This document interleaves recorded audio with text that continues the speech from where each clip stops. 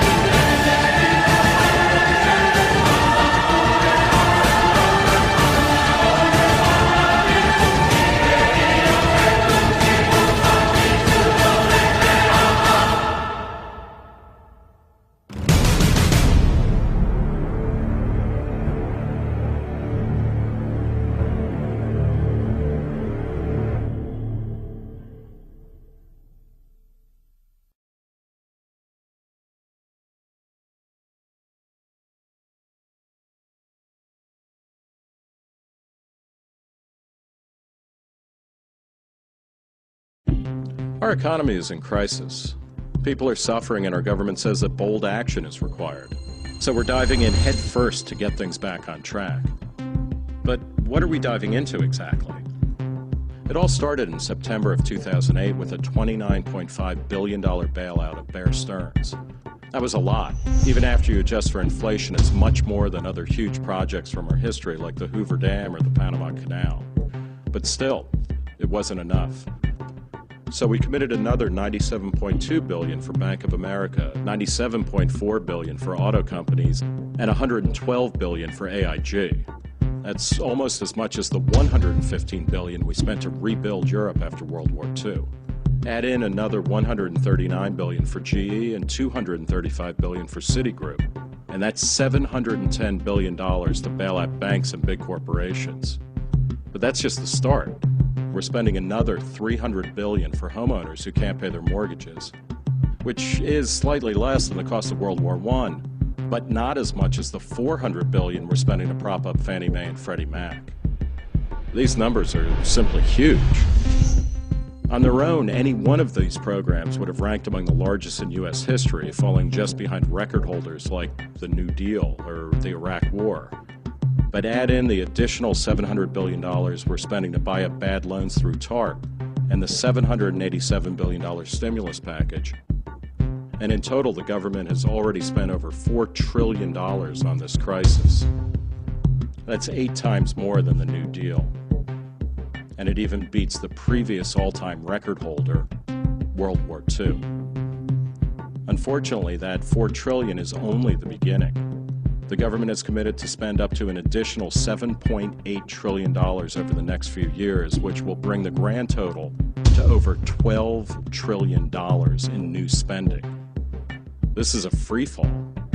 Adjusted for inflation, that's more than 3 times the size of World War II. It's 24 times the size of the New Deal. This is the largest spending program in U.S. history. By far. And it's drowning us in an ocean of debt. Reckless spending is what got us into this mess. Is more spending really the answer? Look before you leap. Visit StopSpendingOurFuture.org.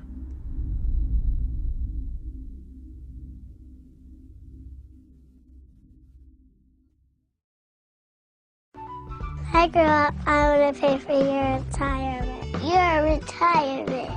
I want inflation to rerun my life savings.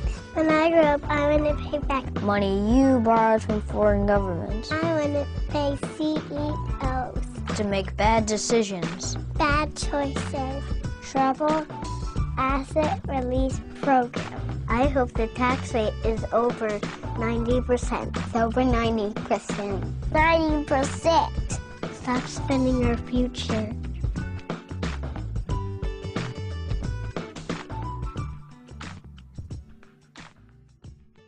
$700 billion for troubled asset relief programs. $27 billion to bail out Bear Stearns. $291 to bail out Citigroup. Stop. $168 billion for the first stimulus.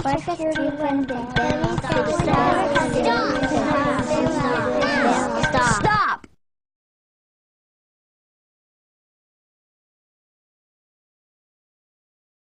When arguing against increases in the federal deficit, one of the biggest objections I've heard is, George W. Bush was spending like Paris Hilton on a bender. Why the sudden concern with spending now that President Obama is doing it?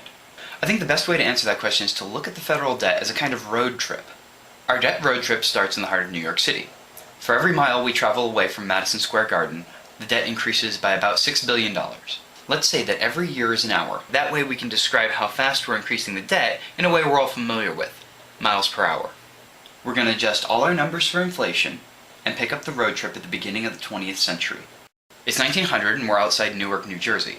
For almost 30 years we kind of wander around the New Jersey area, and by the time the Great Depression hits, we're in Trenton. Then we get the Great Depression and World War II. Under Franklin Roosevelt we drive all the way to Greensboro, North Carolina, doing about 40 miles an hour. But with the war over, under Harry Truman, we slammed on the debt brakes, pulled a U-ey, and drove the debt car back just south of Richmond, Virginia. There we hang out for decades, never going further than Cochrane. Then, under Ronald Reagan with the Democratic Congress, we sped up to 50 and drove almost all the way to Atlanta. Under H.W. Bush and with the Democratic Congress, we were doing 63 and ended up just past Tuscaloosa.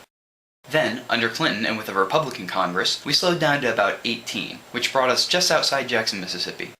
Under George W. Bush and with the Republican Congress, we sped back up to 64, taking us a little bit past the Dallas-Fort Worth area. This was the fastest the debt car had ever gone in history. At which point, Bush got out of the driver's seat and Obama got in, and we started going backwards. I try to be funny. No, I'm kidding. According to his own budget estimates for the next 8 years, President Obama plans on driving the debt car at 174 miles per hour. This is not an extrapolation of 2009, this is the president's own budget predictions for the next 8 years. I can understand someone who's comfortable doing 63, getting pretty freaked out when they suddenly start going 174. My mother is one of those people, as is my wife. And apparently all of my friends, none of whom were willing to drive 170 miles an hour down a perfectly flat, straight piece of highway while I filmed them for this video. Instead, what you get is this less exciting but somewhat safer visual of how fast Obama is increasing the debt compared to the last 4 presidents. As you can see, Obama's planned spending makes Bush look like a coupon-clipping housewife. What I don't understand is people who were screaming that we were driving irresponsibly fast at 63, suddenly claiming that 170 is a perfectly reasonable speed. I think it may have more to do with who's driving, but it doesn't sound like an era of responsibility to me.